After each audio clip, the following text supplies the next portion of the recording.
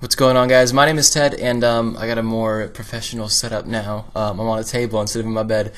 I got a lot of comments on my last video, obviously. How did my grandparents get so much money? And I'm not going to really go into that, but I do think it's pretty cool to talk about their life. And I know that we're only 18 or 19. I'm only 18, but everyone's a different age. Oh, and by the way, this is going to be like a commentary, only a vlog, so it's not going to have any gameplay because I don't have any gameplay long enough. But I was talking with my grandparents today at lunch, actually. We went down to King Street Grill, and they had half-price burgers, so I got myself a burger for like $5, and I was pretty happy. And they got good fries. Anyways, off topic. But I was sitting down with them for about 2 hours, and we got talking about their life. And I learned a lot of things about my grandparents that I never knew before, and pretty funny things about how the world has changed. I guess I'll start with this. My grandma met my granddad in a very rare situation. Both of them went to gender-specific schools. My grandma was at a girl-only college, and my granddad was at a guy-only college, because that's kind of the way it was back then. You know, you couldn't mix genders. It's a little too risque for back in the 30s or 40s, I guess it was. So my granddad had to drive 2 hours. He had his, I don't know what type of car he had. He said he had some nice car back then that his mom bought him. And he drove it 2 hours with all his buddies from the School of Mines and Metallurgy, which is where my granddad was going to, up in Missouri. And they drove down to 2 hours every Friday night to the girls' college, and they stayed near there and tried to hook up with some girls. And my granddad was a senior when he hooked up with my grandma, who was a freshman in college. And for all you guys over in the UK, that's the 3-year difference. Is these, what I could say, year 1 versus year 4.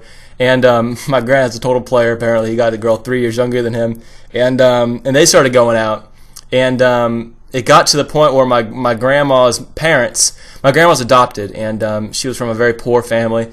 And my grandma's parents was like, get this guy, because my granddad was going to the School of Mines and Metallurgy, so he was, obviously going to get a very well-paying job. I don't even know what the hell metallurgy is, and he talked about it all day today. I still don't understand it, but it's just engineering of some sort. And so my grandma was like, my granddad had to marry someone before he left to New York City. He was going to move to New York City to start his job. And my grandma knew that if she didn't stop school and marry him, that he was just going to go off to New York City, and he wasn't going to wait for her. I mean, that's essentially it. In a nice way. I mean, he wanted to marry her. They do love each other, and to this day, they obviously love each other.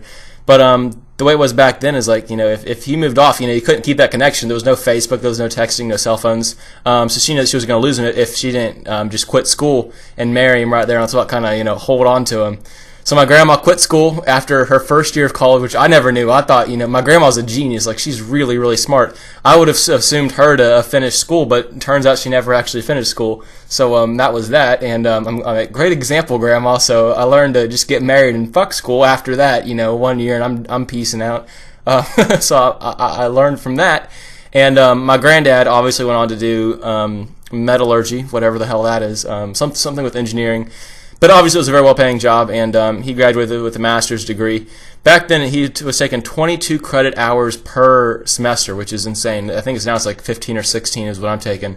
So a lot more credit hours per semester, and that's why they progressed so much faster. That's why he got his master's in only 4 years. But anyway, so he went off, and they had a great life. And my grandma never worked a damn day in her life, I've learned. She just was a stay-at-home mom. She was going to finish her schooling, but then she got married. And then she was going to finish her schooling later on after she had her 3 kids. She had my aunt, my dad, and then my dad's brother who died at the age of 20. And my grandma was going to take care of them until they reached about 14 or 15. But the problem is when my what would be my uncle, his name was Christopher. He died at the age of 20, and from the age 14 to 20. He had polio, so it just completely devastated him, and then from then his conditions got worse. He got other diseases and ended up dying from it, and that just obviously killed the whole family spirit for a long time. My grandma dropped out of college to help him, to be with him when he was sick, but back in that time of day, even today, I don't know if they could have saved him. I think they were talking about sometime that there was some sort of breakthrough that could have saved him, but that was like 15, 20 years ago, and obviously he died several years before that. So that was unfortunate. I wish I could have had that uncle, but that basically stalled the whole family for a long time. My granddad quit work for a little while. My grandma, she couldn't go back to schooling. she always wanted to be a journalist, and she never could do that. So instead, now she just reads quite a bit, and that's why she's so smart. I mean, she just reads endlessly. And they started up a daycare, and so my grandma was part of that. You know, my granddad and my grandma both started a daycare, and they started up in Pennsylvania. My granddad moved 17 times during my dad's schooling career. It's because of his job. They would literally buy him a new house and move him across the country just so he could keep his job. And so my dad moved 17 times. He never finished an entire school year in the same school. And because of that, my dad never really got the best education until he went off to college. And when he went off to college, obviously, you stay there for 4 straight years. He was in the University of Missouri. And he got a good education there for journalism. But even then, I mean, my dad retired at the age of 38, so there was no need for him to even really get that because we moved on to other things rapidly. And same thing with my mom. My mom retired at 36. They retired at the same time. And they moved on to do what we do now, which is renting villas. But that's not about my grandparents. I'll do that later on if you want to hear about that too. But my granddad got big into stocks, and not only was his job fantastic, but he's such a sharp mind. You know, they're 75 years old. But I mean, they go to every baseball game in the world. They're as smart as I am. My granddad's up on technology, and this is his computer. You see the Mac, you know, the MacBook Pro, and he's got a dual monitor. He's got his laptop over here. I mean, he's just as up on technology as I am, and he's 75 years old. I mean, he's teaching me things about Mac that I wouldn't have known otherwise. And that's pretty cool for that old of a person to be that in tune. He's got an iPhone 4G, I think that's what it's called, 4GS or 4S or something like that. Whatever the hell the newest iPhone is. I don't like Apple products, so I don't even know very much about them. But it's really cool, and they've developed their lifestyle now so that they don't mind spending their money. And they've made wise choices too. They actually bought a house on Kiowa when Kiowa was first getting started back in the 80s, back when the Kuwaitis owned the island, and it was kind of a sketchier place back then, but it was still a nice island. So they bought an oceanfront house, and they built the oceanfront house back when there was no street there, just dirt roads. And then Hugo came through, and Hugo was a devastating devastating hurricane for South Carolina. It completely wiped out and then just flattened most of Charleston and all of Kiowa for the most part. So they had to completely rebuild their house. And back then, you know, the property was dirt cheap because no one else was on the island. Well, nowadays that property sold for $8.6 million, and they made a little bit of a money when they sold their house back in 2006. And then they moved into this house. The problem with their house, and it was on Eugenia Avenue, no one's going to know about it, but Eugenia is a famous street on Kiowa now because it's all oceanfront, and they had their own private boardwalk straight to the beach and to the water. And they sold their house, so it was just beachfront. You know, it was a massive house. It's a little bit bigger than this one. I'll show you the video on this house tomorrow. But it was just too big for them, and they didn't like it. It had a lot of open space from what I remember. I was only like 3 or 4 when the last time I saw it, so I guess it was a long time before 2006. They probably sold it back in 2002, so it was a long time ago.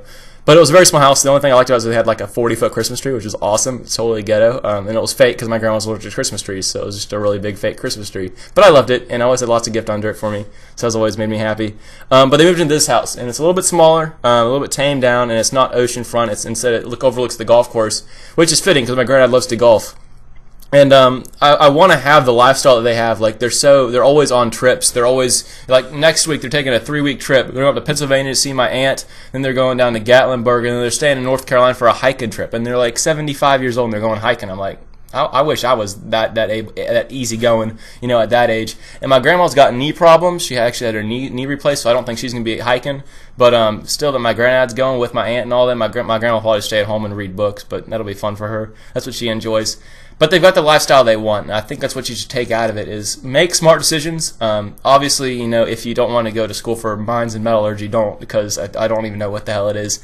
But it doesn't sound much fun, and although it pays well, like, don't take a job just because it pays well. His job was a very small portion of what made them wealthy. It was good decisions throughout their life.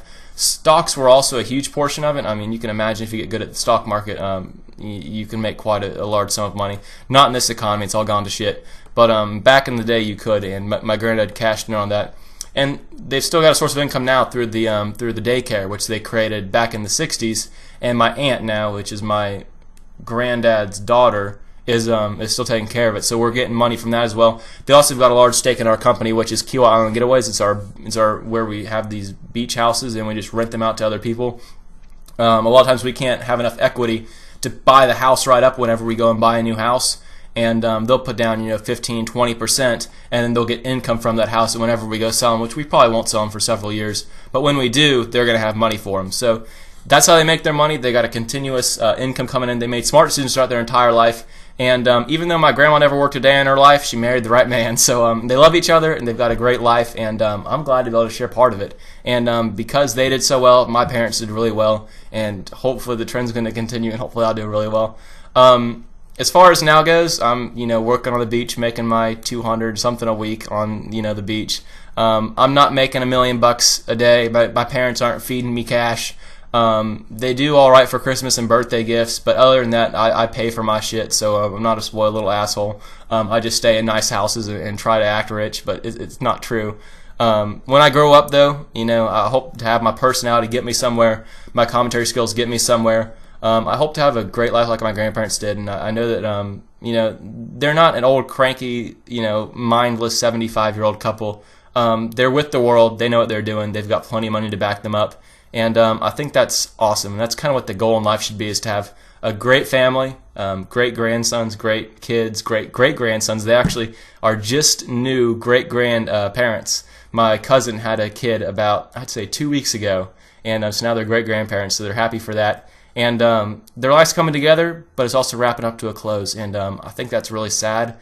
But I do feel like they got a bunch more years in them because their mind's completely there. They've got enough cash for any medical problems, and I hope they're with us for a long time. So I love my grandparents. I hope y'all love your grandparents. Let me know your stories down below. I think talking about family is a cool thing.